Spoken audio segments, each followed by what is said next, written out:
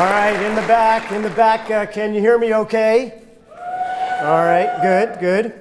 Well, I do extend my welcomes because I feel like that is a good round of applause for a lawyer, politician, lobbyist. Everybody loves those, right? I feel the love. But I mean, you got to compare me to some of the politicians you have to face, like Senator Inhofe, right? Here's one of his recent science books where he disavows global warming. That's the kind of fellow he is. I write a chapter in my book about the religious right politicians. It's called The Fundamentalist 50.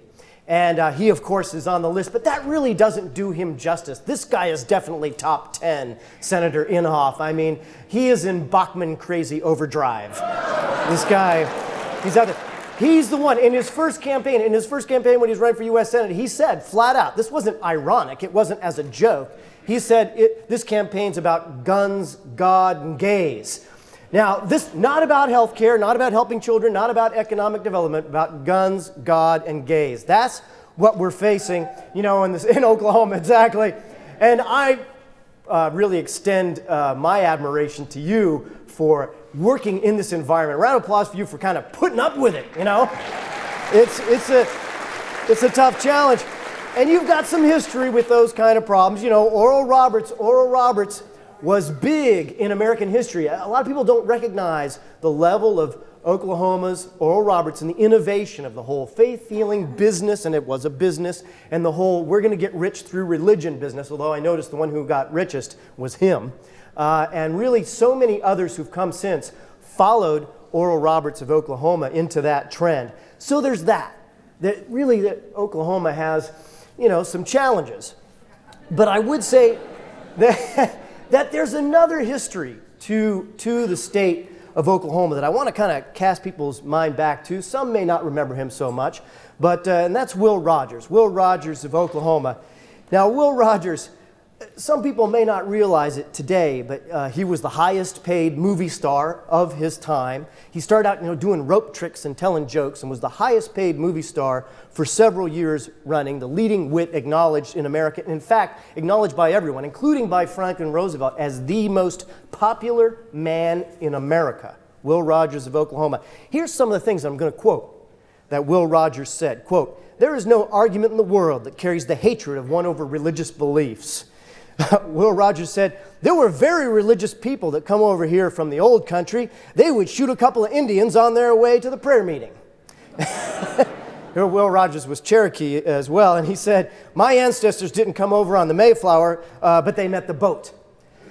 Now, this was the guy who was the most popular man in America, acknowledged by everyone for many years running. And when I talk about and what we can do about it in my book, I'm talking about us taking over America for the kind of values that Will Rogers talked about, Oklahoma's real values. And that's what I want us to work together to achieve. And I'll tell you what, I don't think we should be having a victory lap, because I think after that election last November, Barack Obama got reelected, and there's a lot of folks who are saying, well, all right, America joins Bill Maher's church. We're all set. Everything's just hunky-dory. We don't need to worry anymore about what's happening in this country. And what I want to say to you is that is dead wrong. That is absolutely not the way things are. Here's a map of the U.S. House after the 2012 election. Now, some of it is, because of population in rural areas distorted, but it does give you a sense. The people that I wrote about in my book, which was published in 2012, the vast majority of those people, theocratic people, are still in office, still wielding power, and even when they were replaced, I wrote about them in the chapter, The Fundamentalist 50, they were in most cases replaced by other theocrats. That's the situation. Let me tell you, serving as a 10-year politician myself at the state legislative level, let's face it, most folks, they can't name their state senator, they can't name their state representative, but so much of what happens to affect your life is what happens at that state legislative level. And I got to tell you, sad news really, you look at that map, theocratic control of most of our legislatures, and folks on the coasts, they'll say, well, you don't need to, that's just the flyover country, it's not really that way. Actually, that's not even true. 10 most populated state legislatures, 7 of the 10 after 2012 are controlled mostly by theocratic politicians. So it follows what I call Faircloth's law of down ballot money. Because I heard a lot of people say, oh, see, the Koch brothers, they put in a lot of money against Obama with the super PACs and all that, and they lost. Therefore, money doesn't matter in politics. Wrong. That's wrong. Faircloth's law of down ballot money. At the top level, when everybody knows the personality of Mitt Romney and Barack Obama, I do think money still matters, but it matters a little bit less at that level because of the intensity of public engagement. But the further you go down the ballot, speaking as someone who served at the state legislative level, you get a nice brochure that has a nice shiny smiling face of some politician. You don't know really who the heck they are. You might well vote for that nice smiling face. You don't know that they're a right-wing theocrat because nobody's checked and found out, but meanwhile the money's been poured in on their behalf. So at the down ballot is really where the big money counts, and they make sure to do it at those state legislative levels and at the gubernatorial level, which is where you see the people who rise up to become presidents and U.S. senators. And money counts. And so it's not exactly our peace and love world that we might have expected after that 2012 election. What I want to show you is where the money is in American politics today. These groups, $109 million, are several of the advocacy groups for the religious right in this country. $109 million they're spending. Any one, the tiniest sliver on that pie chart is more than all secular groups combined are raising and spending to influence American society. That's what we're facing. So that's one slice of the pie. Next slice of the pie, focus on the family, very big player in Colorado Springs. $130 million. They had to do a few cuts. Oh, too bad. Now they're down to around $130 million annualized budget with focus on the family that we're up against. But the pie grows. He's dead, but his empire is not. $401 million. And don't forget, it's all propaganda. Liberty University is a propaganda machine. They produce people that have to, in their science department, believe in young earth creationism as a requirement of employment. They teach people in psychology. This is the type of psychology we were supposed to be, therapied out of being gay, that kind of thing. But they get the same certificate as anybody else. So when they're out in the job market, nobody knows the difference between someone with that degree as far as the piece of paper and someone else. $400 million. And then, of course, our friend Pat Robertson and his empire as well, $412 million. All of it propaganda, all of it affecting American society, and ooh, look at that. See, we have got to face up to the hard realities of politics. I have friends who are free thinkers, and they'll say, well, I'm above that political stuff. I'm above that. I'm someone who's going to talk on the merits and just to my friends and so forth. Either we're going to affect society or we're not. Either we're going to let the theocrats take over or we're not. And I say the answer is that we're going to take over for the original views of our founding fathers and for rational people that really were what this country was supposed to be founded regarding. And things are actually headed more in our direction than they would have you believe. I mean, the religious right, you got to hand it to them. They leverage their way to have veto power over one of two major political parties in the United States. That's very incredible. But in fact, demographically, they capped out. They capped out around 1990. They grew 70s to 90s in that time frame, that 20 years. But then around 1990, they sort of leveled, maintained. What you saw, however, is us. Those who are unaffiliated with religion has grown dramatically since 1990, but unfortunately for us, we have yet to capitalize on the growth of our demographic leading to political influence. And that's what I want us to organize regarding. Now, there's great glimmers of hope. There's U.S. Congresswoman Kyrsten Sinema from, of all places, Arizona, who got sworn in to the U.S. House on a Constitution, not a Bible. She identifies as a secular elected official. So there are great glimmers of hope for the future. But I think we really need to accomplish more. Because right now, theocrats that I document in my book are deeply embedded in the tissue, in the DNA of American government, and we need to really organize to do something about it. And this problem is pervasive. It's not something that might happen.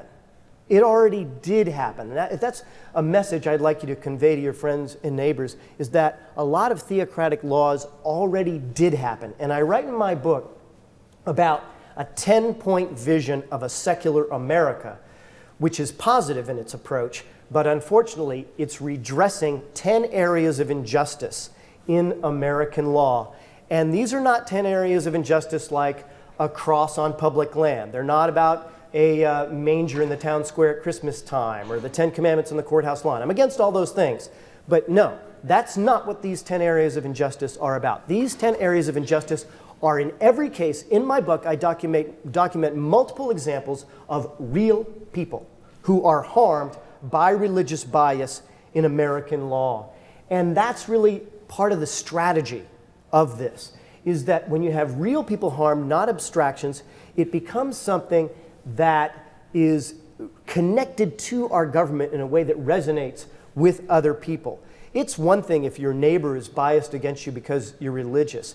It's much worse if somehow they've gotten a law passed that can institute their bias into American law. And these are laws that are justified by a religious viewpoint, and we need to do something to change. I'm just going to give one example here, to me one of the most horrible ones, and this has to do with child care. We're talking about our littlest citizens, 2, 3, and 4-year-old kids. In 13 states, there are exemptions from the health and safety laws that generally apply to child cares if the child care labels itself religious. Now, there are some good religious child cares, but when you're in an unregulated environment, Alabama is one of the most horrible examples of this, then a lot of things can happen. Situations of children left in their own feces for hours on end, and in some cases, extreme situations where children have been neglected unto the point of death.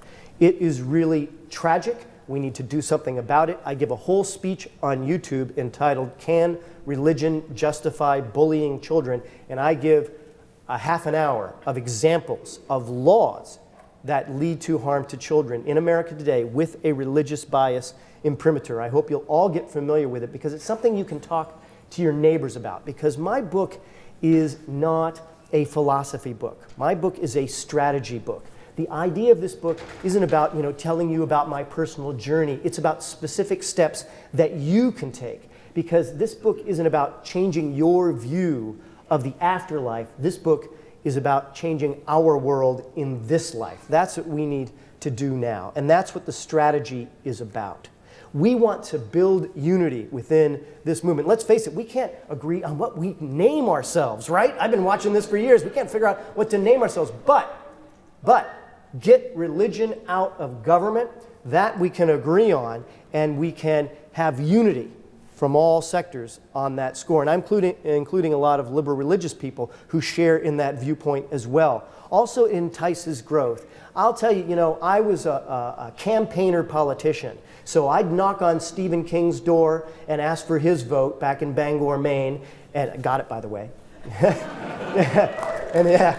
And then I'd go to every door in the trailer park and knock on their door. And I tell you, what I saw is they're worrying about getting through their daily life. And I think a lot of times, if they have heard of us at all, they hear about us discussing abstractions about the cross on the hill.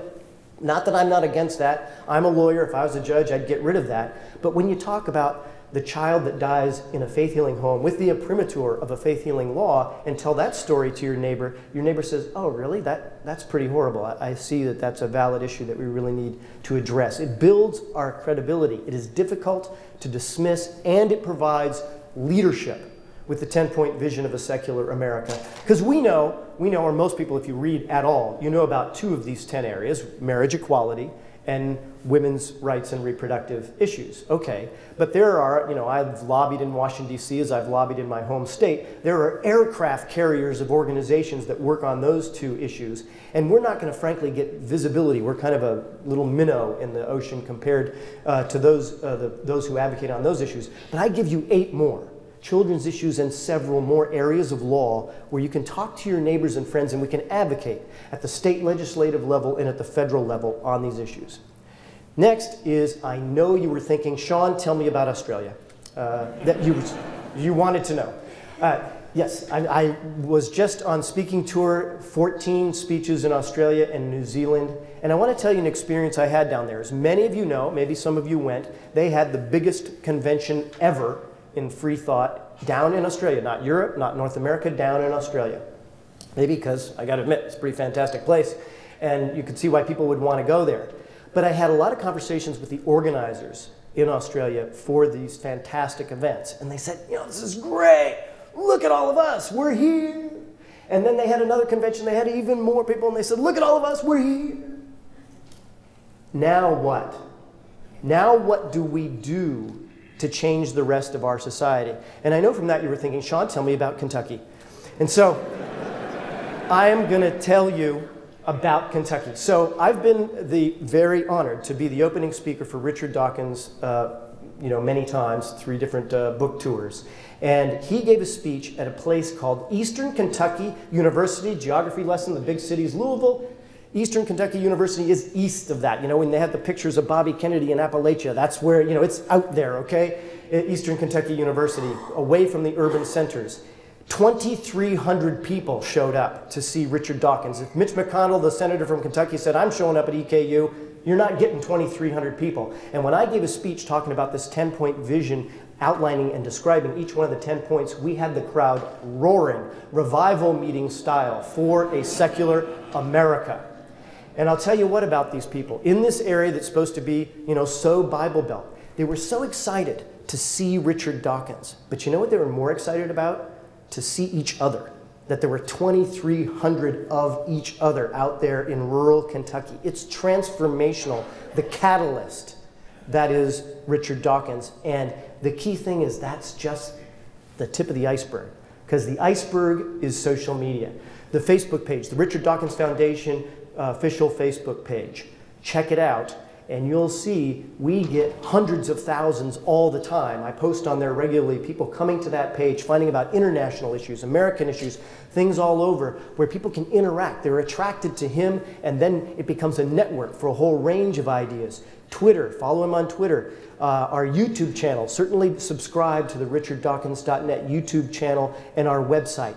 These are places where, even as fantastic it is when he's there in person, the size of what we can do is really meaningful.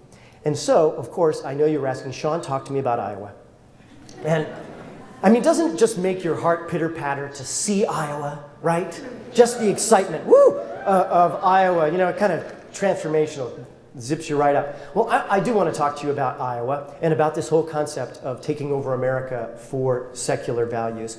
And that leads me to this guy, Jimmy Carter, nuclear engineer in Iowa in 1976. By the way, I love the guy in back who looks kind of, what's that with the lapel there he's got? That's so 70s cool that he's wearing. So this is Jimmy Carter winning the Iowa caucuses in 1976. History fans, if you go back, to Nixon and Jack Kennedy and all that, they didn't go to Iowa. There was no Iowa as far as the political game plan back in those days. It was Jimmy Carter. Jimmy Carter had something he called the Peanut Brigade. And he basically bussed in a bunch of people from Georgia who showed up in Iowa for months. For months. And even though they had those southern accents, they were all friendly and polite and nice. And while all the other media wasn't paying attention, he built the ground level grassroots game and won that caucus, and that's how he became president of the United States. It was a pretty savvy little strategy that he put together. And since then, everybody goes to Iowa. When I say everybody, I'm particularly talking about the media. The media comes to Iowa in spring before the election year and stays. We're talking about 9 months or so when there's more reporters per capita in Iowa than about any place else. This, of course, brings me to the original Bachmann Crazy Overdrive. Here she is. Here is a picture of Michelle Bachmann about to, bite into that corn dog, the famous Iowa State Fair corn dog. And this is in the last cycle. So this is summer. You see how she's dressed. This is summertime, well before the actual event of the caucus. And look behind her. Look at all these reporters. Now, bear in mind, did anybody think Michelle Bachmann was going to win the Republican nomination? No. No, they didn't think she was going to win. But I've gone there several trips to Iowa now, and I went to all the different events, and I tell you what, these reporters are there, and they are looking for a story. And they will cover anything they can find. And it's pretty remarkable. I'll tell you, in my campaigns, back in a legislative campaign in Maine, I went to Romney's event. He was expected to win. He did win the nomination. And in this event, there were a lot of people. Reporters from Japan, reporters from Madrid. I talked to them, reporters from New York, LA, everywhere in Des Moines, Iowa. When you got rid of the reporters, there weren't that many people. It was not that big of a crowd. They were setting it up for the reporters. It was a story that they were telling the reporters. And I'm going to come back to the value of that, but I tell you, the press in this state is there for 9 months, international media, and they are looking for a story. And we are going to give them a story. The Get Religion Out of Government campaign. This is how it's going to work. It's going to change America. We're going to have, first in 2014, we're going to have Richard Dawkins come to a 2,000 plus person event in Des Moines.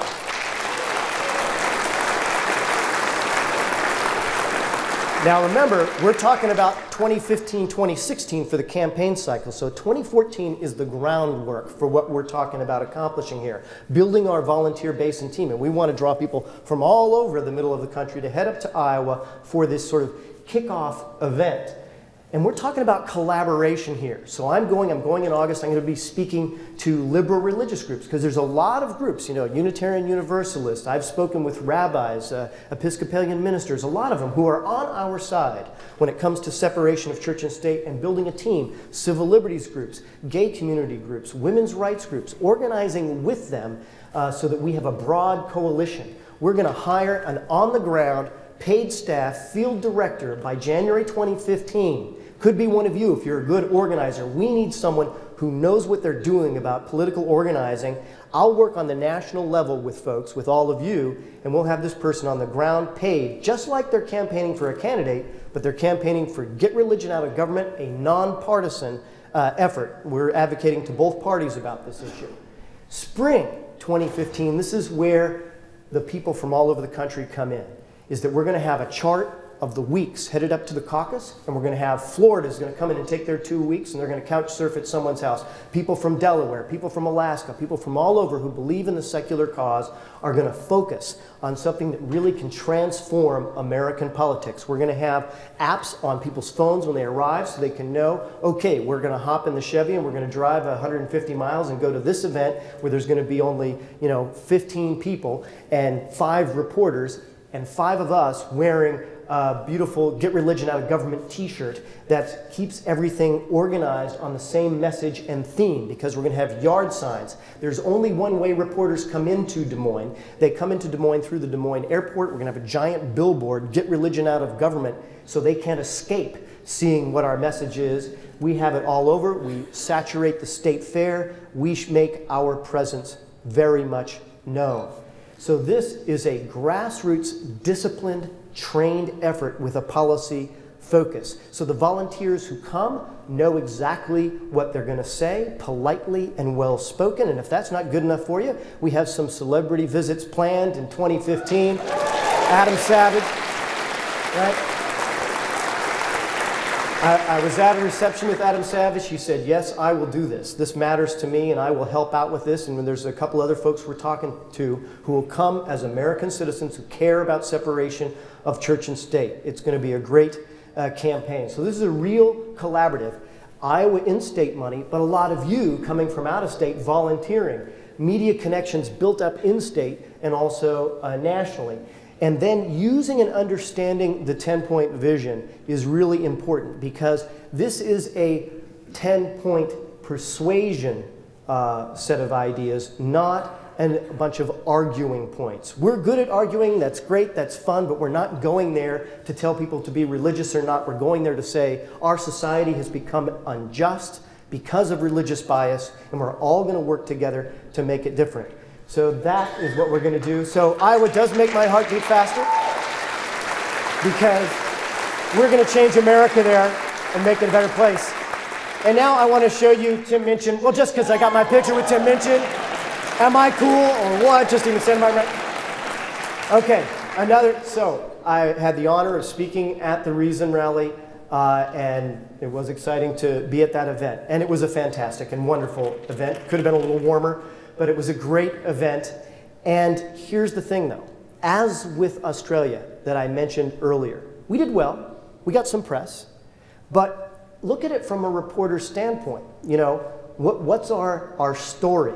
And when we talk about Iowa, we're not talking about trying to bring the media to a crowd of us. We are bringing us to where the media is going to be. And we're not there to just say we're here. We are there to do something. From a reporter's perspective, that's a story. is that we're there right in front of them conveniently, and we're doing something to change society. And that will give us visibility like we have never had before. So party in Iowa with the Dawkins Foundation, with Adam Savage. And this is a party to change the world, to really make the world a better place. Because this is our goal. Capture the imagination and attention of the media about this organized, articulate campaign to get religion out of government. They will eat it up to say there's a real counterbalance to the religious right. That's a news story that people can really clam onto. And the other key thing about it is, while we're working with all religious groups, we're all on the same team. If they get attacked as, those nasty free thinkers, those non-religious, there will be an Episcopalian minister who will stand up and say, I am standing with these people and I support them totally. But we won't forget that we were the ones who spearheaded it. We were the ones who started it, and that will also be part of the story as well. It'll be a very good story for us. Next is we need to make this happen. We need money, we need volunteers, and that's what the Richard Dawkins Foundation is about. It's great to have ideas and speeches, and I hope you guys will certainly watch all our speeches on the richarddawkins.net YouTube channel. But let's talk about doing stuff. You're familiar maybe with the OUT campaign. That's the red letter A, thanks to our executive director, Dr. Elizabeth Cornwell. It's been great spreading visibility throughout the world and a really important contribution. The Clergy Project, for people who, so many of them, who were clergy who are now transitioning out of religion, we're giving them a safe home, and you'd be surprised how many are taking that safe home as they transition out. Then you have our Spanish language website. If you want to talk about the future of this country, or really in many ways the future of the world, you have to reach out to the Spanish language community. We have a Spanish language website, Richard Dawkins, up and running. Next, we're talking about a movie that outlines these 10 injustices, not by lecturing at people, but by literally showing the victims, the children, the victims of the injustice, and contrasting those victims with what I call the lifestyles of the rich and religious. So I have a young lawyer who's working with me, and she's doing a database of the homes of mega ministers. We're going to Google map these people and show them, show what they look like. And the key point of this message is not the Joyce Meyers, the tip top. The key point is I got an email from a guy in Anchorage, Alaska, who said, I watched your video. It's called the Religio Industrial Complex. Check it out where I go into more detail about this. But this guy said, yeah, I saw your video. Here's the mega minister in Anchorage. Now, you're not thinking Anchorage at first, but that's our point, is every community throughout America has these mega ministers who are exploiting people using something called the parsonage exemption, and we're going to contrast their mean-spirited rhetoric, their fancy houses, with the children who are harmed by religious bias in American law. We're going to make that happen. Next. The Dawkins Foundation wants to work with you. This is a fantastic convention, and congratulations on this. We want to see a Freethought Convention in every country and in every state of the union. Why is this important? For civic visibility, and we want to add a little feature at the Dawkins Foundation. That is that every Freethought Convention, whether it's every year or maybe it's every other year, but that you have an element that's very localized, that you're looking at what's happening in your state legislature, that you've got local professors, local organizers, maybe some local elected officials, in addition to whatever national speakers you want to get. But give it that, in this case, the Oklahoma twist, or Delaware, Hawaii, whatever the case may be, but show we've got our knowledgeable people here on the ground, our farm team. Because frankly, that's what I think is going to be the future. That's going to be where they say, wow, that guy from Oklahoma State was a fantastic speaker. Let's move him to the national level for free thought speaking. It will really build us as a movement, and it will give us that civic visibility, which I never saw when I was a politician. I never saw us when I was a politician, and they need to see us in that kind of civic light that they don't right now. Our ex-Muslim page, we're working on this now, really important. A lot of ex-Muslims are in danger, literally physical danger. We're creating a safe website for them to talk and communicate among themselves. It's a really important cause of compassion for those folks. And then what I've just been describing to you is the Get Religion Out of Government campaign, focused on Iowa, but really focused on the entire United States. All of us volunteering and all of us changing America with that format. That's what matters. You know, down the road here in Plainview, Texas, not too far of a drive from here, in 1966, they got word that John Lennon had said that the Beatles are bigger than Jesus. And so they planned in Plainview, Texas in 1966 a big bonfire of Beatles records to, burn up those sinful, dirty, mean, nasty Beatles records. And they had that, and then the very next day a lightning bolt took out the radio station. Now, I don't believe in divine providence, but I do like a little irony every once in a while. But that, they had these buttons, to hell with the Beatles, there's Paul.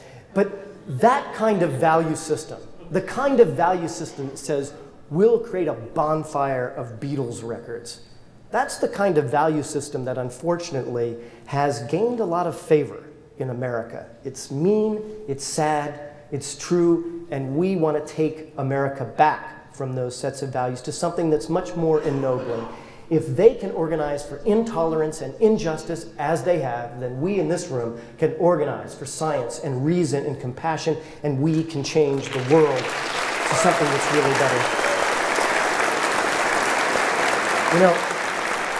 I mentioned about your Oklahoma heritage here, and it is a great heritage with Will Rogers, but another heritage that I really appreciate is Oklahoma City's own Wayne Coyne of the Flaming Lips, where he sang, "Do You Realize?" Right? And when he sang, "Do You Realize?" and it was the state rock song for a while, and it wasn't the state's rock song, they had this whole controversy about it, but really, what does he say in that song? Do you realize that everyone you know someday will die? And some people say that's a sad sentiment when you feel this uplifting, wonderful song that this man has written. This native of Oklahoma City, to me, it's a beautiful song. And when he talks about that happiness can make you cry, it's a beautiful sentiment that he expresses. And he is an atheist, and it is our sentiment. It is our values, it is Oklahoma values, it is good values for what the future can really bring for all of us. And I tell you, I am devoting the rest of my life to this cause. I believe in it. I had the experience of being an elected official, and I was in a position where I should be lobbied. I was 6 years on the Judiciary Committee, which covers women's reproductive rights and equality for gay people. It's a place where you get lobbied. It's probably the second most powerful committee in the legislature. Then I was appointed to the Appropriations Committee, money, the most powerful committee, and then I was elected majority whip by my colleagues. So there was reason to lobby me. And you know who lobbied me day in and day out, even way up in New England? The religious right.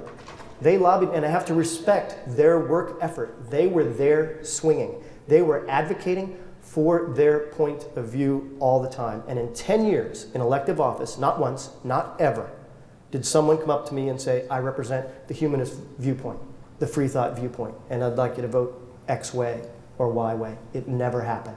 But they were there all the time. That must change, and we're the ones who have to change it. And really, I gotta tell you, one thing that really struck me that was interesting is how language really does matter. So the religious right would be there, and a lot of times when they were testifying, on, say, women's reproductive issues or equality or some of the children's issues that I've talked about earlier, they would use this word, and the word was moral. They would use the word morality. And the implication was that my position was the not moral position. And what was really unfortunate was that I saw that so many of the elected officials, not just the ones who disagreed with me, but the ones who agreed with me, accepted that language. They accepted that, oh, we don't want to talk about moral issues, we don't want to get involved with that, because somehow they had come to own the word morality. But really, when you listen to what they were saying, their use of the word morality was petty and low and mean. It had something to do with them sniffing around in your naughty bits. Well, I have an old-fashioned, set of small-town Maine values for them. Mind your own business. Mind your own business. Those are real small-town values that really should resonate with people. And for us, we got to take that word back. Because in my parents' time, there were real giants who walked on this earth. One giant was 5'6", and his name was Martin Luther King. And another giant was 5'9", and his name was Robert Kennedy. And in both cases, through documented FBI reports, they knew every day when they got up, they had more death threats than any other two human beings that were not president who have Secret Service protection. They had no Secret Service protection. And they used the word morality all the time. And when they talked about morality, they were talking about those who were left out. They were talking about children. They were talking about those in the shadows. That's what morality means. And we are the ones. This next great civil rights cause is us. Not just advocating for us, because as you'll see in the 10-point vision, it often is benefiting children in so-called fundamentalist homes. It's not about us. That's the beauty of what we advocate for, is that we advocate for justice for everyone. So ours is the next great civil rights movement. Let's organize. We'll see you at one big party in Iowa, and I'm happy to answer any questions that you have. Thanks so much.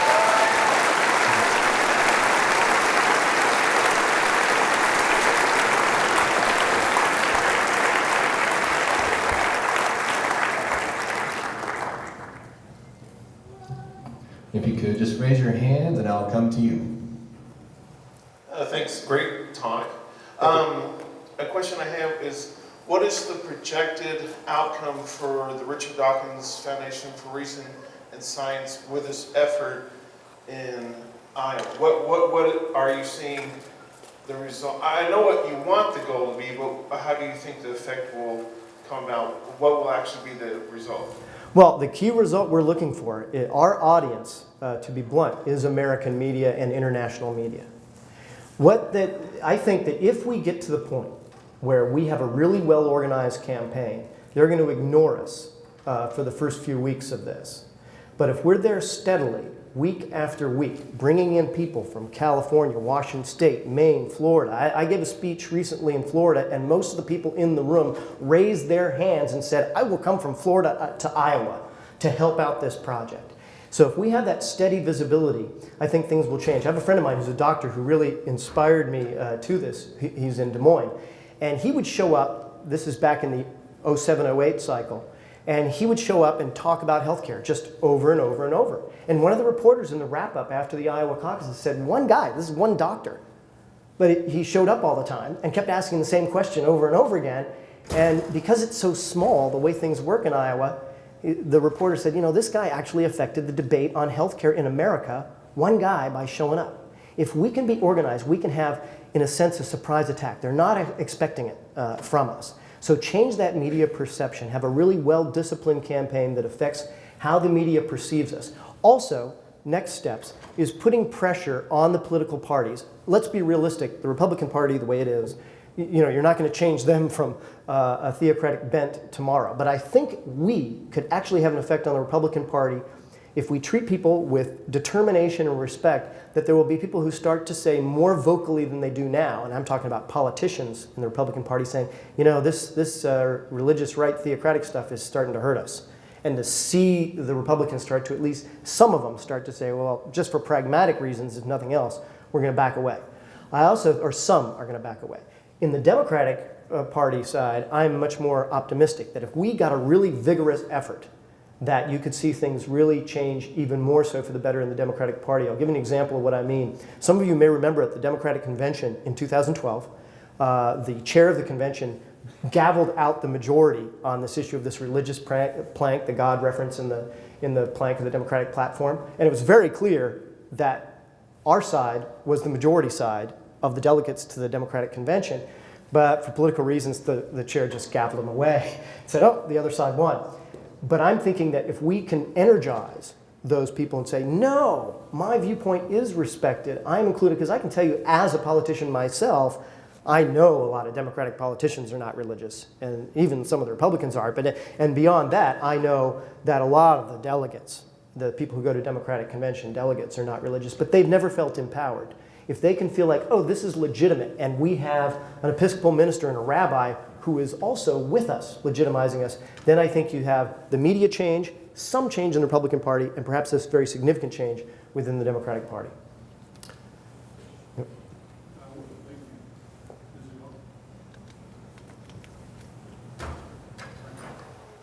Can you hear me? Yep, yes. I want to thank you for speaking, and I enjoyed what you had to say, and particularly the part about the local politics. All politics is local. So I'm going to ask you a local question. You're from Maine, correct? Yes, I am. So what do you think about that great governor you have up now, the teabagger governor? Yeah, I don't know how many of you are familiar with the governor of Maine, but well, I know that Rachel Maddow did a piece on him the other night because he made some reference to Vaseline involving negotiations with the other side, which let's just leave it at that. So no, he actually, to be honest, the more I observe that governor, I almost want to be sympathetic because I actually think the guy needs treatment. I think, no, I'm not kidding. When you watch him talk, you think, leaving aside that he's absolutely out in so far off into the right, he's going to fall off the planet, but that he's unstable. It's unfortunate, but that's our governor. So yeah. I was curious how you felt the revelations about the NSA surveillance debacle, I guess you could call it, is going to impact any small group that's challenging the big politicians and the big government. I can't speak for everyone or anyone else's reaction. I was taught, my dad used to always say, when I was a kid, my dad would say, you take on the problem that's in front of you. And for me, I guess what I can speak for is for this effort, for the efforts the Richard Dawkins Foundation is engaged in. Hello, Barack Obama, proud to do it. I don't have any regrets about anything I'm talking about or saying, and I'm really proud about what we can accomplish. So I don't think it'll affect us. I take your question. It's a valid point, particularly about people who are speaking about some other international issues. And we do that as well.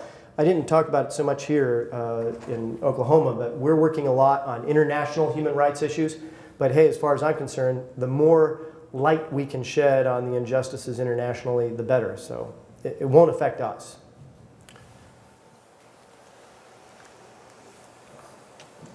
You mentioned in your presentation that 13 states allow for unlicensed child care if they're religiously affiliated. Is Oklahoma one of those states? I don't know. I should have researched that before I came here, but that's one to look up. And actually, I would ask you guys, this is sort of a checklist I encourage people, say as you prepare for another Freethought Convention here in Oklahoma, if you take chapter 3 in my book, in these 10 areas of law, in the children's area is one of the biggest sets of examples, because I just gave a couple examples in my speech. There is a multiplicity, or if you don't want to buy my book, because people think you can just watch it on YouTube, Can Religion Justify Bullying Children, and get lots of examples of laws there. But what I'd like people and challenge people to do is to say, okay, let's sort of create a checklist and go, Oklahoma does have this one, that's bad. Oklahoma doesn't have this law, that's good. And build yourself a set of proposals to the legislature that are substantive and based on the injustices, because I tried to survey everything in the United States and federally, whereas you'd want to take that and kind of focus it on Oklahoma. And I think that would be a great task, say, for your upcoming, the next Oklahoma Freethought Convention. I go in here. As a secular politician yourself, what do you personally think the forecast is for the future of politicians gaining higher ranks, congressmen, possibly even president, cabinet members? What do you think we can expect to see 50 years from now, 100 years from now? Oh, wow. In this country? 100 years from now. The singularity is near. No,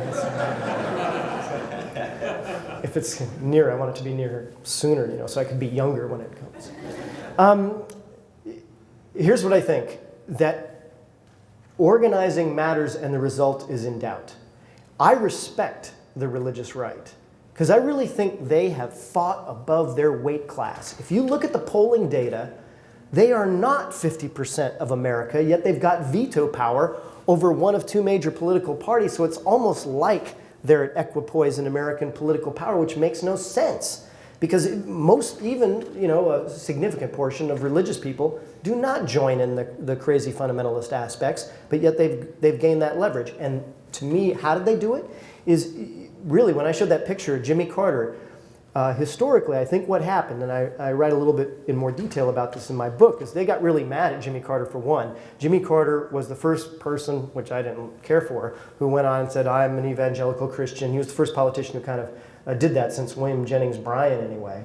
First president who did that. And then he was pro-choice, and he took other positions that they did not like, and it infuriated them. And they really said, well, we're going to take care of this. And they really organized brilliantly. And frankly, we've not done that. And I think that there is doubt as to how this turns out based on whether or not we can buck up and organize more than debate. I'm not religious. I'm happy to talk to anyone at the bar and say, here's why, and I hope you'll join me in not being religious. But I think for political purposes, we got to have a policy organized focus. But having said all that, I'm really optimistic, if you want to know, because here's why. The demographics are fantastic for us. If you look at young people, less and less religious, and that's really positive for human rights and civil rights. I almost don't care that they're not religious. I just care that when I meet non-religious people, I think they're going to treat gay people equally. They're going to say women should be treated equally. That's the biggest thing I like about lack of religion, is that sense of objectivity about human rights. And that's where you folks can change it. There's a lot of young people in this room. Run for the state legislature. Run for your city council. Run for your school board. A lot of times I'll hear folks in the Freethought community say, well, let's run for president.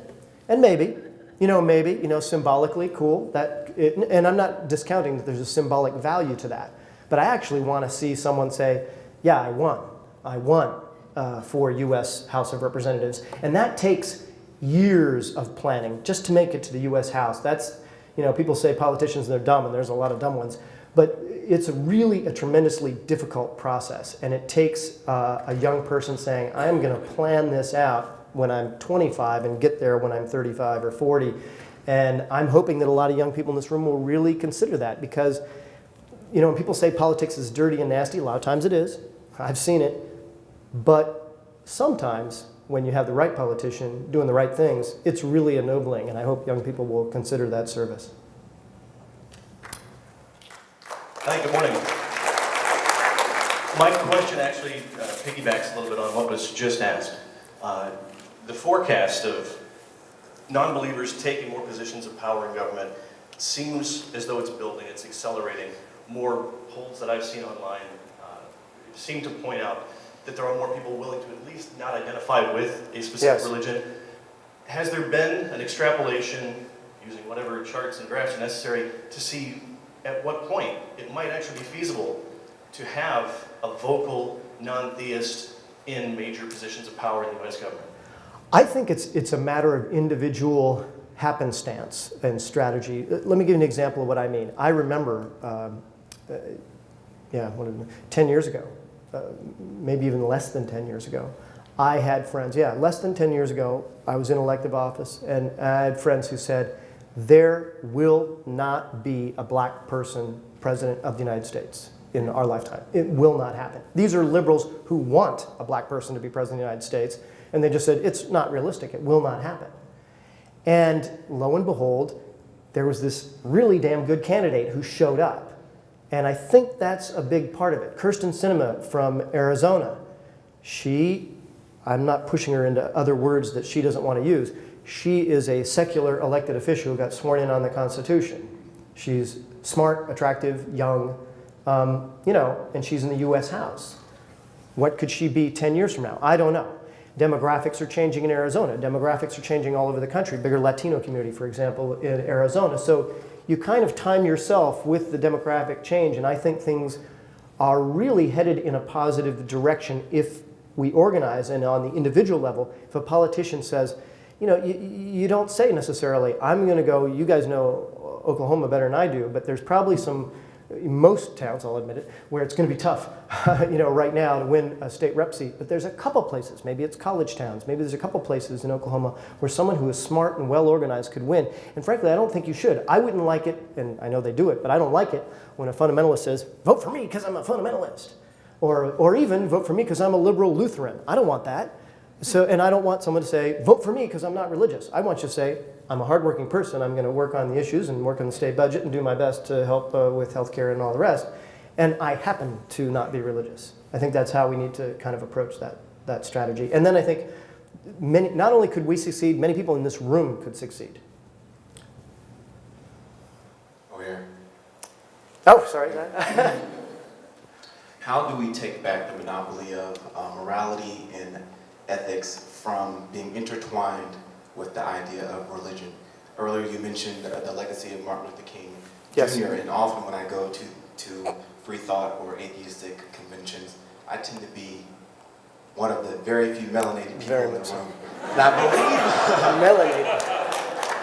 believe the reason is because so much of the African American identity is intertwined in the civil rights movement. Yes. But you'd be hard pressed to convince someone who marched with Dr. King or who knew Malcolm X that it wasn't the hand of God that kept that movement going, since the majority of the organization was done in places like church basements. Fair point. Although I would encourage you, and one, I think that's totally, what you're saying is absolutely valid, but I would encourage you to check out A. Philip Randolph. Maybe you already have. But A. Philip Randolph, for those of you who don't know, there's a statue of him. I wish there was more and a bigger one, but there's a statue of A. Philip Randolph at Union Station in Washington, D.C. He was with the Porters Union. And he said to Franklin Roosevelt and to Eleanor Roosevelt back in the early 1940s, he said, I'm going to do a march on Washington unless we get some of the love here in terms of defense contracts as World War II is coming into full swing. And in that case, Eleanor and Franklin said, okay, and they did something that was positive. I mean, it was a small step, but a positive step for African American civil rights. He was an atheist, and very openly so, and there were several others. He was with Dr. King during the March on Washington, helped organize that event. And I respect that the reality is in the African American community, churches are big time and very much part of organizing. And certainly when I was in politics, that's a lot of times when you're a Democratic politician, you're going to the black churches. That's just what you're going to do if you're a Democratic politician, if you got any brains at all. And so I recognize the power of it. But on the other hand, remember Dr. King, when the other day they had the anniversary of the no government orchestrated prayer in schools ruling. Some people call it getting prayers out of school, but that's not true. You can pray anytime you want in school. You can't have the government impose a prayer in school. Dr. King, in response to that, said, I'm glad that ruling happened, and I think it was right. And he actually a couple of years later said when he heard that Alabama Governor George Wallace was all mad about it and going to Congress to try to change it, that's when Dr. King said, well, I knew I was right then. And so even though he was from a religious perspective, a lot of his actions, a lot of what he was talking about was civil and civic. And that kind of brings me back to this Iowa thing, is I'm okay with an Episcopal minister, Unitarian Universalist minister who says, all right, they believe in God, but they're with me on these issues. I will stand shoulder to shoulder with them, and I'd stand shoulder to shoulder with African Americans who, take that separation of church and state view as Dr. King did. I also do think that it's important for us, and that's one of the things we held, Professor Dawkins did a thing with Neil deGrasse Tyson at Howard University, premier historically black university in DC, to try to do a lot of outreach. But we got a lot of work to do, no doubt about it, because frankly, even at Howard University, we got a good chunk of African American folks there, but there was a lot of, it wasn't as many as we wanted. And so I think another thing we need to do, just like with Latino community, is double our outreach efforts. And like having Jamila and others be prominent at our events, because then I think a lot of people start to see, okay, there are other folks that have this viewpoint who are African American. I can feel more comfortable, because I got to imagine if I was African American that it would be, it's less comfortable to join this group than it would be otherwise. So we have to redouble our efforts in that respect, so that they have that opportunity more so than they do now. Okay, we have time for just one more question. Hi, thank you for being here today. I was talking to my husband last night, actually. I was talking and he was listening. And I made a comparison between big tobacco years ago and the religious right politically. And it appears to me that the religious right are like the tobacco companies, in that years ago they said, we don't smoke this crap, that's not the word they use, we don't smoke this crap, we just sell it. And it makes me wonder how many people in high public office today are really true believers, or they're just following the money. Yeah, I think there's a high percentage of politicians who mouth the words of religion, yes, no doubt. And what's sad for me is, and I mean, I know for sure in Congress, for example, that there's over 25 Democrats. There's only one person who identifies as secular. I know of 25 that are not religious, and I don't necessarily blame them depending on their district or whatever. They might lose their election, I understand that. But there are people who say, you know, they're not going to do that for political reasons and they've got bigger fish to fry. And I think, frankly, I don't blame them so much as I blame us.